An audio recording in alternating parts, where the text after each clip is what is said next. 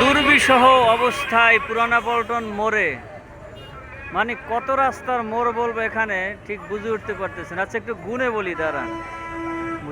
গুলিস্তান থেকে এসছে 2 রাস্তা,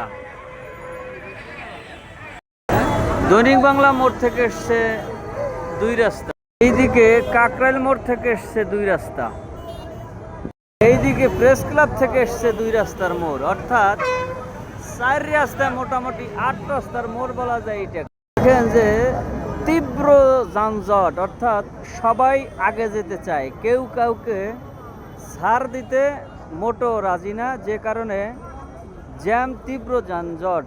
একটি বাস আরেকটি বাসকে ক্রস করার জন্য ব্যস্ত, কিংবা তার আগে কেউ যেতে চাইলে তাকেও অনেকটা আড়মোড়া দিয়ে বেঁধে রাখার যে অবস্থা রয়েছে। রিক্সার জ্যামজাট, রিক্সাওয়ালা রয়েছে প্যাসেঞ্জারের অপেক্ষায়, কখনো বা মানুষের চলাচলের পথ আটকিয়ে তারা দাঁড়িয়ে থাকেন প্যাসেঞ্জার নেয়ার জন্যে।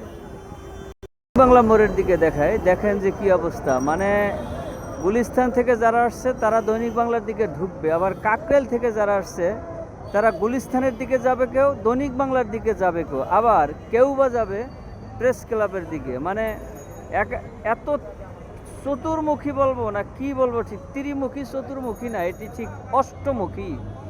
যে কারণে আমি যদি একটু ঘুরিয়ে দেখাই, এটি কাকরাইল মোড়ের দিকের অবস্থা। দেখতে পাচ্ছেন যে মোটর সাইকেলগুলো, অর্থাৎ যারা মোটর সাইকেলের যাত্রী আরোহণ করে তারাও এখানে অনেকটা দল বেঁধে সারি বেঁধে দাঁড়িয়ে আছে প্যাসেঞ্জার নেওয়ার জন্যে।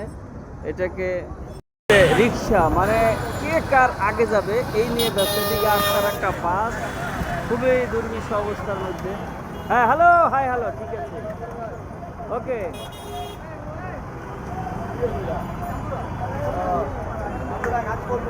দেখলে হাত জায়গায় তাদের ফেসটা একটু নেওয়ার জন্য, আমরাও স্বতঃস্ফূর্তভাবে তাদেরকে নেওয়ার জন্য কি সুন্দর ডাকে। হ্যাঁ ডাকেন, এই ডাকেন না কেন। দৈনিক বাংলা মোড়ের দিকে যাচ্ছি দর্শক, দেখতে পাচ্ছেন যে তীব্র যানজট, মানুষ হেঁটে রাস্তা পার হওয়ার মতো কোনো অবস্থা নেই। যে যার মতো করে যেদিক দিয়ে সুযোগ পায় ব্যাস পা বাড়িয়ে দিল, কিংবা রিক্সাওয়ালা তাদের সামনের যে চাকা সেটিকে ঢুকিয়ে দিল। মানে এতটাই বিধিকিচ্ছা অবস্থা ঢাকা শহরের এই রাস্তায়। একটু মানে জ্যামজট তীব্র আকার ধারণ করেছে। আরেকটা কারণ হলো কোরবানির ঈদ ঘনিয়ে আসছে, বিভিন্ন রাস্তাঘাটে গরুর হাট বসেছে, যে কারণে মানুষেরও উদ্বেগ উৎকণ্ঠা বেড়ে গেছে।